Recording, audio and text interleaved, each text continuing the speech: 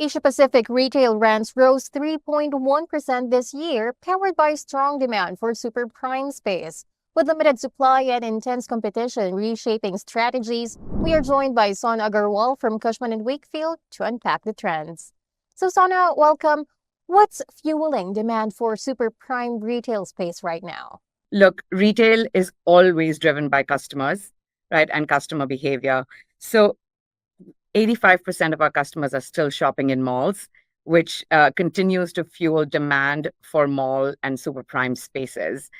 Luxury retailers have the bandwidth and the pockets to keep wanting the right adjacencies on Orchard Road. However, the pressure on rental increases and reduced vacancies is forcing developers and retailers to think of alternative assets. And by that, I mean secondary or second tier malls that in local catchments within Singapore, for example, a Tampines mall. And those assets and those spaces are becoming really, really important. And we're seeing the rental uptick in those spaces, which corroborates this theory. But with such reduced vacancy, just as you've mentioned, how are retailers adapting to limited space availability? Well, retailers are notorious for being quite agile and picking up trends, right? So while luxury brands still want Orchard Road presence or prime real estate presence because that's the right adjacency and they have the deep pockets to either pay the high rent or wait it out, even they are starting to develop alternative strategies like pop-up stores in secondary malls to maintain brand awareness, to drive customer uptake. But like I said, secondary malls in suburban catchments and alternative assets like shop houses in Singapore. For example, Coach has just opened this amazing shop house location with a cafe at Keong Siak.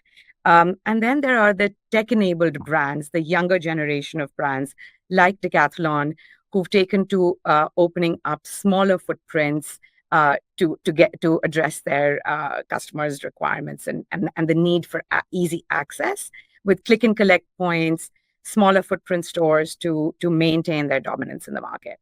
Out of these examples that you've mentioned, Sono, which emerging retail sectors are gaining ground on prime high street specifically? Well, F&B is a sector that is just booming in Singapore. Almost 50% of the uptake in first half of 2025 was F&B outlets. And F&B is also evolving. It's unique cafes, it's unique dining concepts, it's experiential dining, and also Chinese and Korean Japanese F&B is coming into the market, which is really exciting for us. Right. And then you have lifestyle driven brands like Amuji or Don Don Donkey that are taking anchor spaces in key malls, spaces that were typically held by large department stores. We've got the apparel and fashion trend continues, but athleisure as a category has become significantly important. People are playing pickleball and paddleball. That's driving more and creating more athleisure brands and the demand for spaces.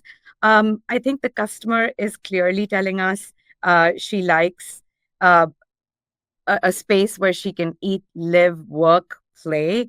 So these are emerging microsectors that we are watching pretty closely. There's beauty and fragrance. Those are the usual suspects. But I think what's interesting is the mixed use developments. It seems that there's so much growth ahead. So, are retailers today looking to expand across borders? And what trends or challenges are you seeing in cross market expansion? Retailers are always looking to expand. That's our job description. But what I would caution, having come from that side and run close to 200 stores in my previous role, the one big takeaway I've had is first to know the brand and the brand ethos and study your consumer and really know her well, know her shopping habits, know where she lives, what she eats, know her closely, and then make the strategy on where you want to grow and where you want to expand. Because the risk of getting it wrong is pretty high now, higher than it was before. Given the cost pressures, given the economic headwinds, the decisions to grow across borders need to be taken probably a little more seriously today than before. That has been a very insightful discussion. Thank you so much for joining us, Sona. Thank you so much for having me. Once again, that was Sona Agarwal, Head of Retail for Asia Pacific at Cushman Wakefield. For more news, visit retailasia.com.